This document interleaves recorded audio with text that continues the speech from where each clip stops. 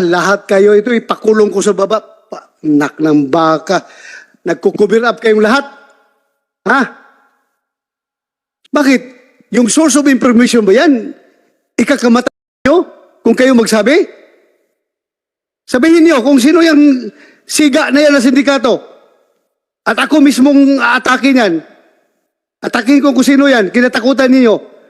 Kaya ayaw nyo magsabi ngayon dahil takot kayo sa isang malaking sindikato. Sabihin niyo.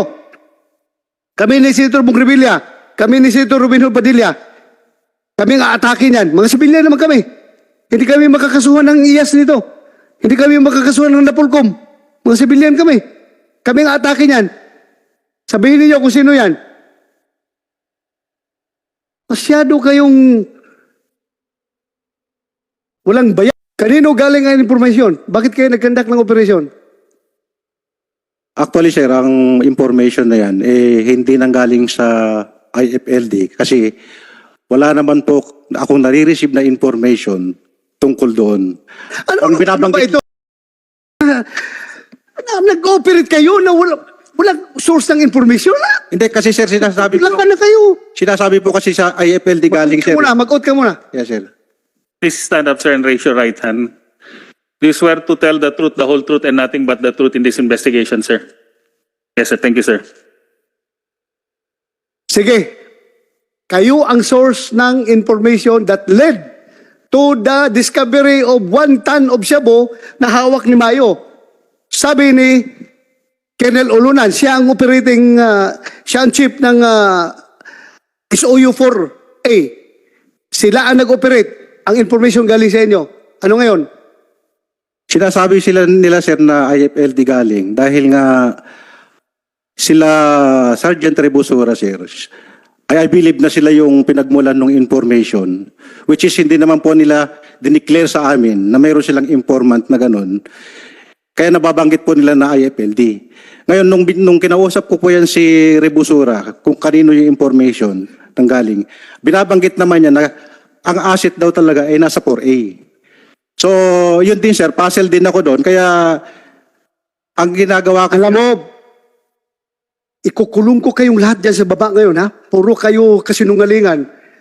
Ikukuntip ko kayong lahat. Akala ninyo? Pupunuin ko yung kulungan dyan sa silong ngayon. Ulunan, sabi naman ngayon ni Portera, sa inyo galing ang informasyon. Your Honor, alas 10 ng umaga, nag-text sa akin si Susongko. Sir, may trabaho po kami. Ang tanong ko sa kanya, andito pa yun, Your Honor, yung chat niya sa akin. Kaninong trabaho yan? Ang sagot niya lang sa akin, ni Lieutenant Susongko, IFLD, sir. Mayroon po akong record, Your Honor. Susongko. Yes, sir. Ano Susongko? Sir. Oh, tanggalin mo yung mask mo. Ano? Yes, sir, yung information. Saan galing information? Sa IFLD, sir. Sa team ni, Sergeant Rebusora, Your Honor. Rebusura! Na-contempt na kita last time, ha? Kinulong na kita sa baba. Baka gusto mong bumalik sa baba, magsinungaling ka pa ngayon. Saan galing Pwede yung malaman information mo? yung IFLG. Ano yung IFLG? Intelligence and Foreign Liaisons Division. Okay. Intelligence and Foreign Liaison Division. Go ahead. Hello. Rebusura. Good afternoon, Your Honors. Hindi po galing sa amin yung information, Your Honor. May sarili po kaming casing and surveillance that time, Your Honor. May sarili po kaming casing, Your Honor, na pre-ops. Kaya nga. So sa inyo galing lahat ng operasyon na ito. Hindi po, Your Honor, sa SOU4 po, Your Honor. May sarili po silang asset. Nahuli na lang si Mayo na mayroong 1 toneladang shabu na walang impormasyon na pinanggalingan yung operasyon ninyo. Ano ito? Domingo. Sa ano ito? Ito lang malawakang cover up na sinasabi ni Senator Bong-Revilla nito. Ikaw pati source ng information, ikaw cover up niyo. Kanino? Mr. Sir, Your Honors, ang nagpapagulo talaga dito si Lieutenant Colonel Gonzales. Ayaw niyang aminin na sa kanya yung information. Ayaw niyang aminin na mga bata niya dati si Rebusora at saka si Catarata. At yung binabanggit ni 4A, Colonel Ulunan, na IFLD galing yung information, is that because assign po yung dalawa na bata niya, si Rebusora at saka si... Ito, ganito. Sa IFLD. Simplify natin.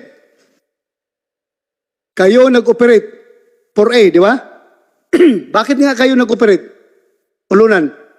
Kayong operator nito eh. Kayo ang nakahuli. Bakit kayo nag-operate? October 8, Your Honor, 10 o'clock in the morning, nag-chat sa akin si Lieutenant Susongko, Sir, may trabaho po kami. Si Susongko is under you. Yes, Your Honor, one of my team leaders. 4A ka. Yes, Your Honor. Oh, tapos, Sabi ko, kaninong trabaho yan? At sinong mga kasama mo? 4A, Your Honor, at IFLD. Kaninong trabaho yan? Pag ibig sabihin, kaninong trabaho, Your Honor, yung asset, yung alpha. IFLD. Sabi niya sa akin, IFLD. Sabi ko, sige, you prepare necessary documents, yung mga pre-ops, territorial coordination. So, lumakad sila, Susongko, Your Honor. 12:52, text siya sa akin, positive na huli nila si Mayo, Your Honor. Based doon sa report niya sa akin, Your Honor, kasi hindi naman ako kasama. okay, dali. Ribusura, Katarata, sino pa yung nakita sa CCTV na naghakot na Shabu? Meron tayong video. Si Ribusura, Katarata, Kasama sir si Patrolman Kalaw, Alaw, Ribusura, saan ka-assign? tsaka Susongko sir. IFLD, Your Honor. IFLD, Katarata, saan ka-assign? IFLD, Your Honor. Oh, IFLD. Anong papel ninyo sa operasyon ng Region 4A? Bakit kasama kayo doon? Operasyon mo kaya ito na ni Susongko? Ng 4A, bakit nandun kayo? Sige nga. Your Honor, may separate po kami ng casing surveillance from Cavite, Your Honor, and NCR. And it was a usual practice, Your Honor, that during po ng mga apprehension, Your Honor, pupunta po yung representative ng each unit, Your Honor, as joint operative, Your Honor, dun sa operation. In fact, Your Honor, kasama po, may PDEA din po tayo doon, may custom, Your Honor, na nagpunta po sa area. Sinama ba nyo talaga ito sa operasyon? Itong taga-IPLD? Your Honor, they are part of the operation, Your Honor. They are part of the operation? Yes, Your Honor. Why?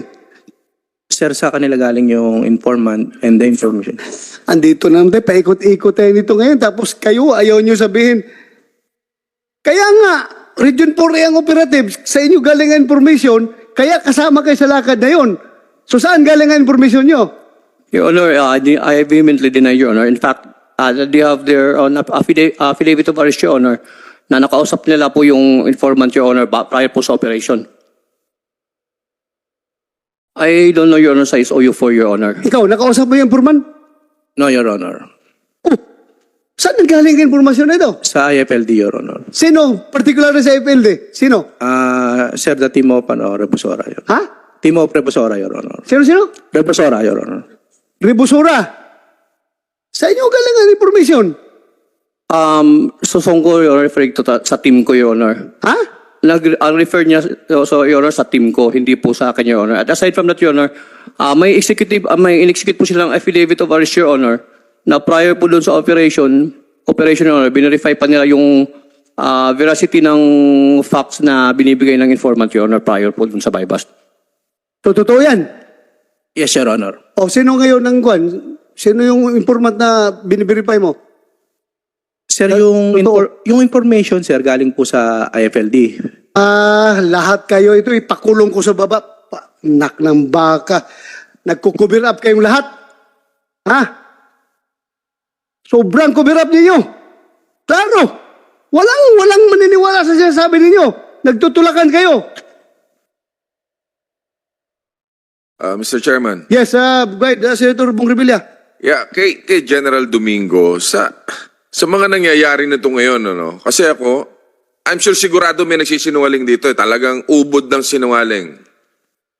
At demonyo ang talaga itong ginagawa na to kung sino man kayo. No? Pero kung sino man matino sa inyo, yun ang kawawa eh. Di ba? Meron sigurong ilan dito nagsasabi ng totoo. Pero ngayon lumalabas, sinungaling kayo lahat. General Domingo, ano nakikita mo kung meron ka mang babaguhin sa report na sinabmit mo? Ano yung po pwede mong baguhin para maliwanagan lahat? Yung katulad ng sinabi sa iyo ni Senator Bato. From your heart, alam mo, deep inside you, May malaki o higanteng demonyo na nasa likod nito. Meron ka bang lakas ng loob para sabihin ito? Go ahead, General. Yes, Mr. Chair, Your Honor, kung may babaguhin man ako sa report ko na nasubmit ko previously, ay yung isasama na itong involved talaga sa pilferage na nangyari bago ako dumating. Sino-sino yan? Andito po si Lieutenant Susongko, nandyan si Sergeant Ribosora at Taratan, his team from IPLD, Your Honors. Bali sa IPLD, I think anim na members ng IPLD, Your Honors. Is it possible na baguhin pa rin yung report? Well, wala mang masama pag magsasabi ka ng totoo. Sasabi ka ng totoo. Nagkamali ka. No, yung cover-up, nagkamali ka, inamin Nagkamali ka. mo. Siguro kung magkaroon ka man ng violation, lesser penalty, but sinabi mo yung totoo. Di ba? What is the penalty of perjury? That's a billable offense, di ba? Oh, bakit ka matakot ma-perjure? Kung nagsasabi ka naman ng totoo, kinukorek mo yung sarili mo for the sake of truth. Oh, sabihin mo ang totoo. Bakit ganun? Pero, again, hindi pa rin tapos dito. Kayong dalawa, Ribusura, Katarata, akala ninyo, nag-enjoy kayo sa pagkukulong doon sa baba dahil okay lang sa inyo, kulong ko kayo. Pero naman, huwag niyo isipin na magsabi kayo ng totoo dahil takot kayong ma-cite in contempt. Ako'y nakiusap sa inyo. Magsabi kayo ng totoo bilang isang Pilipino. May mga anak rin kayo na pwedeng mabiktima ng droga na ito kapag ayaw nyo sabihin ng totoo. Ngayon, nagkukumir up kayo, klaro eh. Klaro kayo. Klaro, nagkukumir up kayo. Kayo ang source ng information. Ngayon, ayaw niyo yung sabihin kung kanino galing. Bakit matakot kayo kung sabihin nyo galing kay Glenn Gonzales yung information? Kung talagang galing sa kanya at ginamit kayo. Ay FLD man kaya? Oh, sa inyo galing. Sabi ng boss nyo, Portera, sabi mo ang information galing sa kanilang dalawa.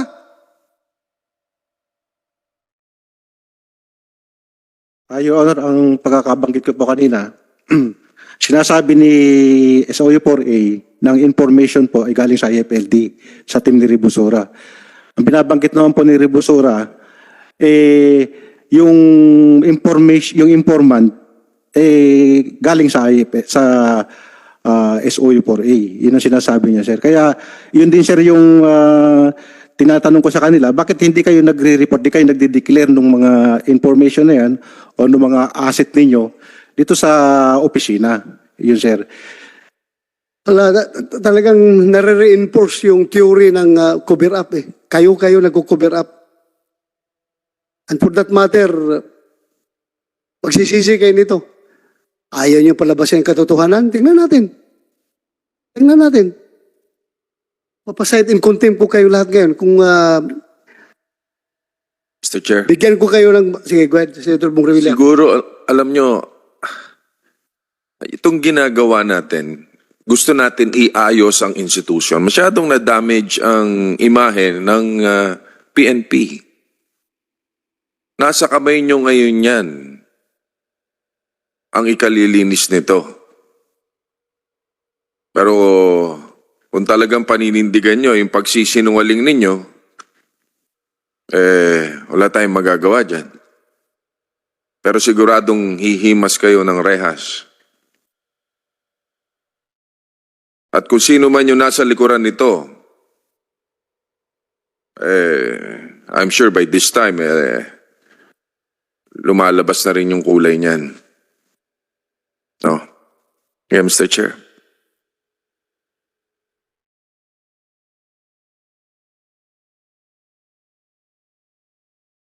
I would like to remind you, Ribusura and Katarata, that your contempt order is still in effect.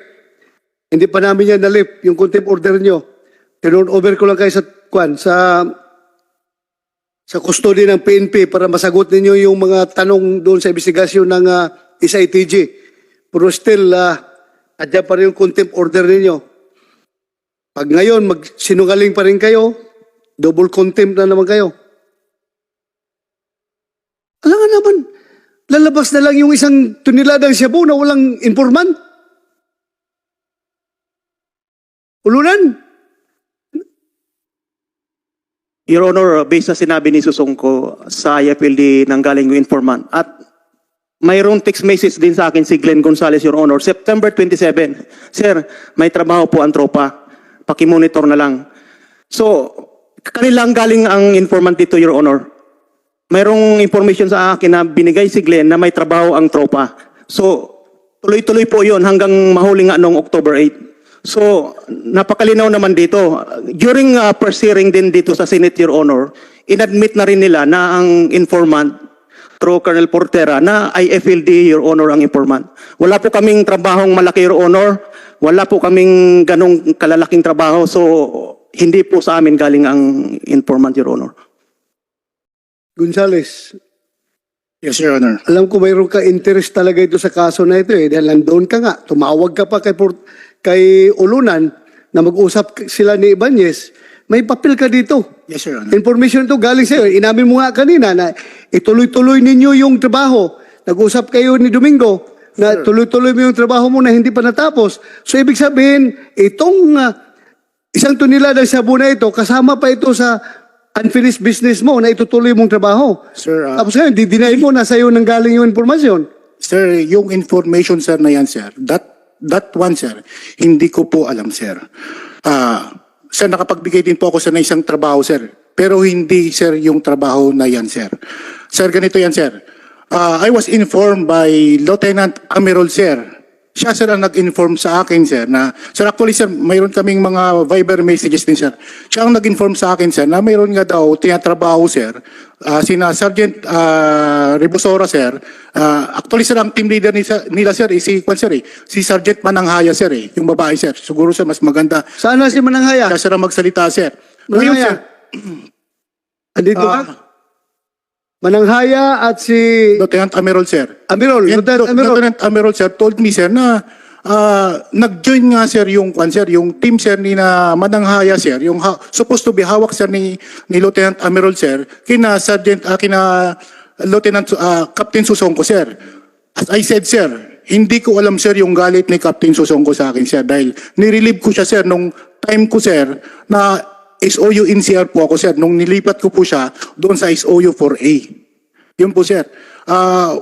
Na-alarma lang ako, sir, kaya ako nag-text kay Sir Olonan, sir. Nag-text po ako sa kanya, sir. Actually, sir, kompleto po ako, sir, sa records din, sir. Ang sinabi ko sa kanya, sir, sir, okay lang po. Alam mo, Babasahin ko na lang po. ang tingin ko sa inyo ngayon lahat, no? Kinig ka. Puro kayo walang bayag. Paprangkahin ko kayo. Puro kayo walang bayag umamin sa katotohanan. Ano ba yung sabihin na yung totoo kung kanino nagaling ang information na yan? Bakit? Yung source of information ba yan? Patayin ninyo kung kayo magsabi? Sabihin niyo kung sino yung siga na yan na sindikato. At ako mismong aatake niyan. Atakin ko kung sino yan. Kinatakutan ninyo. Kaya ayaw nyo magsabi ngayon dahil takot kayo sa isang malaking sindikato. Sabihin ninyo, kami ni Senator Bong Revilla, kami ni Senator Robin Hood Padilla, kami ang aatake niyan. Mga sibilyan naman kami. Hindi kami makakasuhan ng IAS nito. Hindi kami makakasuhan ng Napolcom. Mga sibilyan kami. Kami ang aatake niyan. Sabihin ninyo kung sino yan. Masyado kayong walang bayag. Ayaw nyo sabihin ang totoo. Mananghaya. Where's Mananghaya? Itong isa, sino ito? Lieutenant Amirol, Your Honor. Amirol. Yes, Your Honor. Okay, mag-out muna kayo. Maaari pong tumayo po kayong dalawa. Pakitaas po ang kanang kamay. Do you swear to tell the truth, the whole truth, and nothing but the truth in this investigation? Thank you. Please take your seats.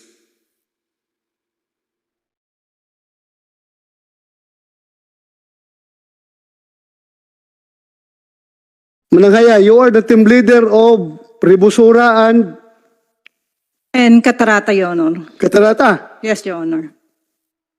According to SOU4A, ang information ang gagaling sa team mo. To tell you the truth, sir, eto na po, sir. Information, sir, galing sa IFLD. Only the information. And ang nag-build up sa trabaho is SOU4. Sa katunayan, sir, So anong information na ibig mong sabihin na nagagaling sa inyo? information regarding sa Huwag ka mag-imbento. Please be definite with your answer. No, sir. Sabihin mo. Hindi po Totoo. ako nag-iimbento, sir. Sige. Anong information galing sa team mo na nag-lead to that operation being conducted by SOU4A? Anong information? Regarding po sa isang informant, sir, na ito po hindi bypass, sir. Hindi Ano? po bypass yung nangyari, sir. Sige nga. Only the informant, sir. Ang IFLD po, sir, gabi pa lang, sir, tuwing gabi, sir, may nagpapaalam, sir, ako to PLT Emerald, sir, na may trabaho kami. Which is hindi naman doon talaga trabaho, sir, namin. Kasi, sir, yung trabaho, sir, na yon, dalawa po kasi tinatrabaho namin. Isang Cavite, at ito yung isa. Yung hindi po kasi namin kaya is 8 lang po kami. So, ibinigay na po namin sa kanila lahat ng information tungkol dito po kay Sergeant Mayo. Pero si Mayo po is kabads ko po at hindi po namin alam na si Mayo po yun.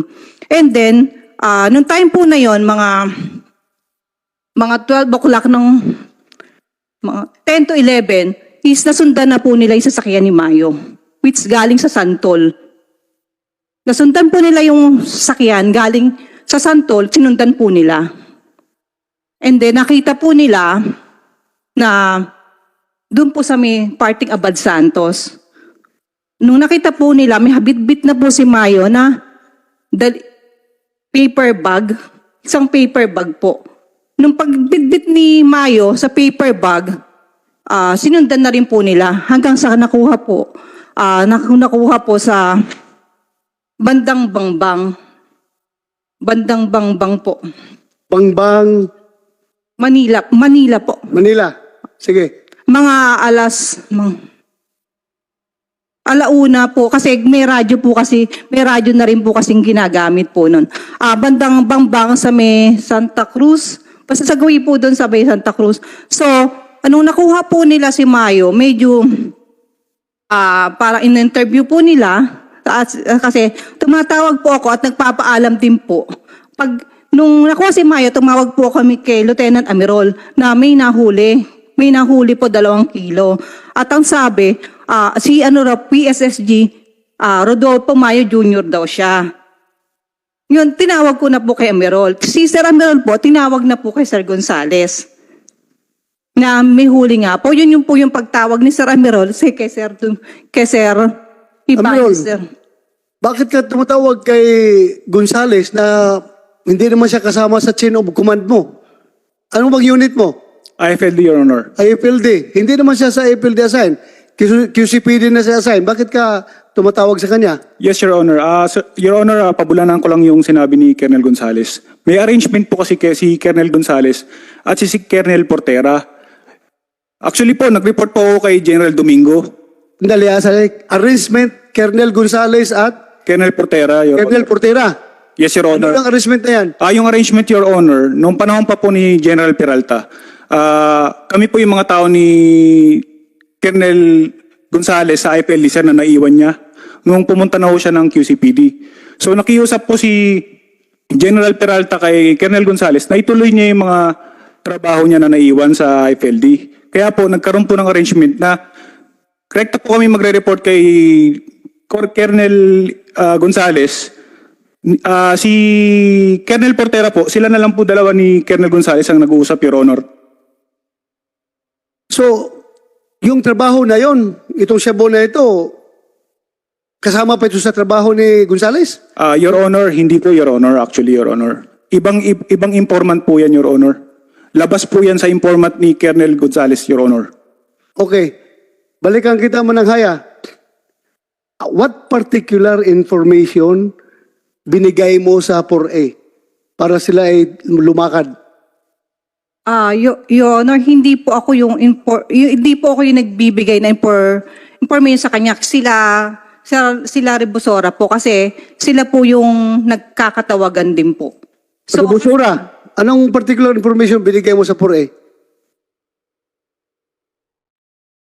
Your Honor, ang information po niyan, Your Honor, na may proliferation po ng drugs sa Maynila, na which is may trabaho na po sila Captain Susongko sa Maynila, Your Honor.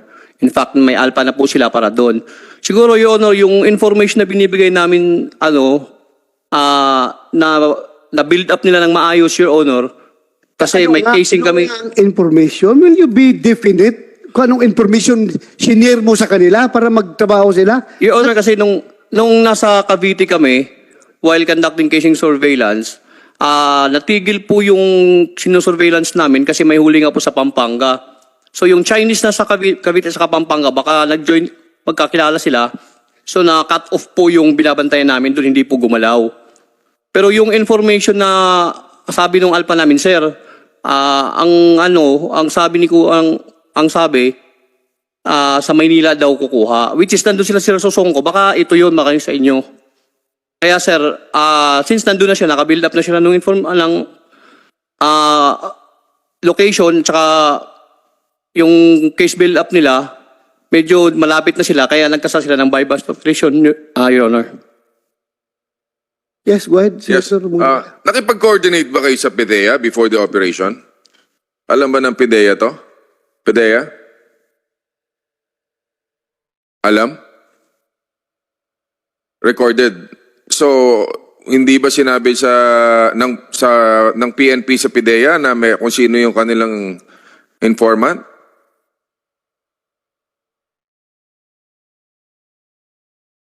Ano pangalan ng... State your name, please. I am the Director General of PIDEA, sir. I'm Mauro Lasso. Okay. So, normally, nakipag-coordinate po sila sa inyo?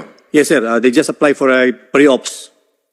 Okay. It's a pre-operation. So, yun po yung proseso na before the operation, right? Yes, Your Honor. So, ano po naging papel nyo nung inoperate na ito, nung pinasok na nila yung subject? No, sir. PIDEA just took note of the operations and we never participated in the conduct of the operations. So, but you're supposed to be part of the operation. No, na nakipag-coordinate no, Your Honor. sila sa inyo. Nag-coordinate lang. Yes, So, yes. sinamahan nyo lang sila? Wala din? Sinabi lang sa inyo, in-inform lang kayo, that's it.